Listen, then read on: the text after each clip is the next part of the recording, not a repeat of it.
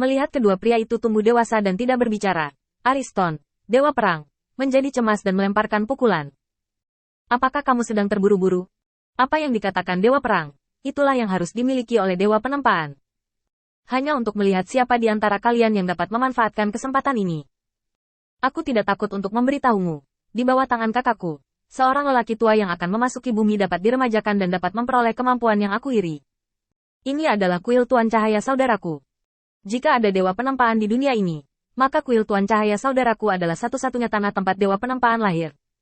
Ares, Dewa Perang, tidak memiliki penampilan dewa utama sama sekali sekarang, dan dengan panik menarik orang percaya ke kuil penguasa cahaya Qin Yichen. Sekarang Ares, Dewa Perang, sangat prihatin dengan kuil penguasa cahaya Qin Yichen, karena dia tahu bahwa segala sesuatu mungkin terjadi di kuil penguasa cahaya. Dan sekarang untuk meningkatkan kekuatan kuil penguasa cahaya, akan selalu ada saat ketika itu akan diumpankan kembali ke kuil Dewa Perang. Bahkan jika dia tidak bisa memberi makan kembali, dia percaya bahwa dengan kemurahan hati Qin Yichen, dia tidak akan membiarkan kuil Dewa Pertempuran menderita. Dengan syarat bahwa tujuan besar menaklukkan Zeus tetap tidak berubah, keduanya adalah belalang di tali yang sama. Saat ini, jelas bahwa kuil penguasa cahaya Qin Yichen lebih cocok untuk memenangkan hati orang-orang ini. Qin Yichen terbatuk ringan, matanya menyapu mereka berdua, dan kemudian beralih ke map panas di belakang mereka, berpikir sejenak. Ares, Dewa Perang, tidak terburu-buru, dan menatap Qin Yichen dengan pasti, menunggunya menunjukkan dirinya bagaimana merekrut orang percaya. Setelah waktu yang lama, Qin Yichen menggelengkan kepalanya tiba-tiba. Dewa Penempaan tidak ada sekarang. Sejauh yang saya tahu, di antara 12 dewa utama, dewa bawahan mereka, dan dewa liar, tidak ada dewa penempa yang hanya mahir dalam keterampilan menempa, tetapi tidak pandai bertarung. Keduanya menundukkan kepala.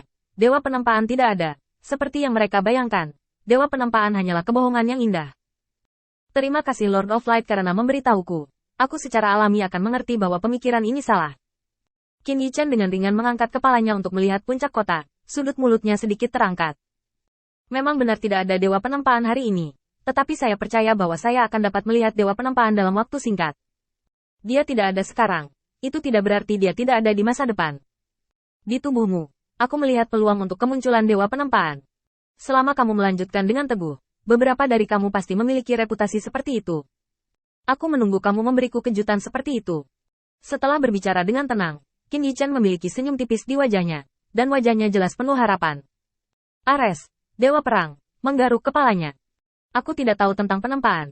Apakah kamu yakin mereka bisa melakukannya? Qin Yichen tersenyum santai.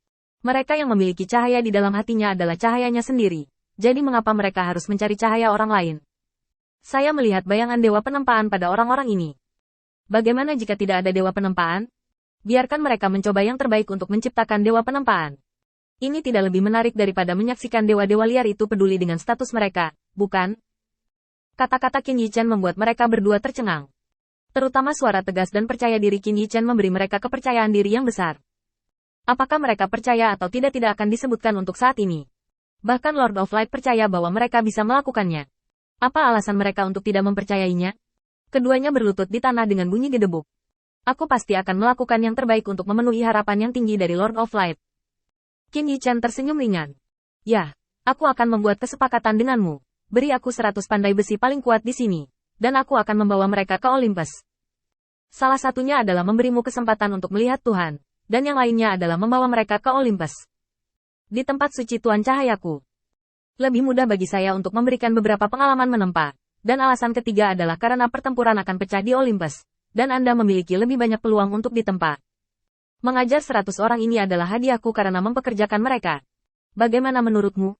Ngomong-ngomong, ini adalah sesuatu yang aku tempa. Kamu bisa melihatnya sebelum mempertimbangkannya. Mengatakan itu, Qin Yichen melemparkan 1000 penerima secara langsung. Benda ini awalnya digunakan oleh Matt, tetapi sekarang Matt tidak dapat menggunakannya. Lebih baik menunjukkannya kepada orang-orang ini. Keduanya memegang 1000 penerima, dan mereka melihat bahwa kotak panjang ini biasa-biasa saja. Tapi setelah melihat lebih dekat, keduanya langsung tercengang. Sangat pas, tidak ada celah sama sekali. Ketepatan penempaan saja memukau mereka berdua. Saat Qin Yichen mengulurkan tangannya dan menamparkan, 1000 penerima tiba-tiba berubah menjadi pedang panjang. Dengan tamparan lain, pedang panjang itu berubah menjadi sepasang sayap logam. Didorong oleh kekuatan iman, sayapnya perlahan berkibar. Tidak perlu bagi Qin Yichen untuk mengatakan lebih banyak. Mereka berdua takut kehilangan kesempatan besar ini. Salah satunya berkata kepada Qin Yichen. Tuan Cahaya, tolong tunggu di sini, setengah saat. Setelah setengah saat, saya akan membawa Anda semua orang, Anda dapat memilih. Keduanya bertindak secara terpisah, dan kota yang dibangun di atas magma tiba-tiba menjadi berisik dan mendidih. Ares, Dewa Perang, menunggu keduanya pergi, dan menabrak bahu Qin Yichen. Kamu anak yang baik, kamu telah menaklukkan hati orang begitu cepat. Qin Yichen hanya menggelengkan kepalanya tanpa daya. Kadang-kadang, bukan karena mereka tidak cukup kuat, tetapi mereka tidak dapat melihat harapan. Karena mereka sendiri tidak dapat melihat harapan, mengapa saya tidak memberi mereka harapan?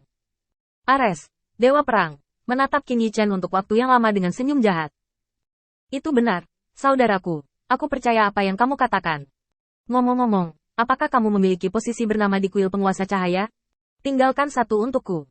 Qin Yichen melirik Ares, Dewa Perang, dengan niat jahat. Ya, kebetulan saya kekurangan seseorang untuk mencuci pakaian bagi orang-orang yang beriman. Ares, Dewa Perang, memeluk Qin Yichen dengan ganas, tetapi menggaruk ketiak Qin Yichen. Kamu bajingan, aku akan memberitahumu bisnisnya. Aku akan memberimu nama. Setelah Qin Yichen memohon belas kasihan dan memberikan Ares, Dewa Perang, posisi Dewa Perang Ares melepaskan Qin Yichen. Setelah suara itu, wajah mereka berdua sedikit murung. Qin Yichen mengintip Ares, Dewa Perang. Apakah kamu benar-benar siap? Ketika Ares, Dewa Perang, menginginkan posisi, dia memutuskan bahwa tidak peduli apa kuil Dewa Perang itu, dia akan berdiri dengan Qin Yichen dan menangani sinyal Zeus. Ares, Dewa Perang, tiba-tiba menyeringai. Itu wajar. Saya pikir ajaran Anda sangat baik. Semua orang bisa menjadi terang, dan semua orang bisa menjadi penguasa para dewa. Mengapa saya tidak membiarkan saudara saya yang lebih perhatian orang percaya mengambil posisi ini? Setidaknya saudaraku bisa mengatur dunia dengan lebih baik. Ketika Ares, Dewa Perang, berbicara, ada kecemerlangan tertentu di matanya. Dalam 3 tahun terakhir, dia telah melihat terlalu banyak. Awalnya di bawah kekuasaan Olympus, karena warisan darah, bidang bintang mati sekarang penuh dengan vitalitas. Orang-orang yang percaya di kuil Lord of Light seperti tangan yang mengaduk air yang tergenang, menanamkan vitalitas besar ke manusia di bidang bintang.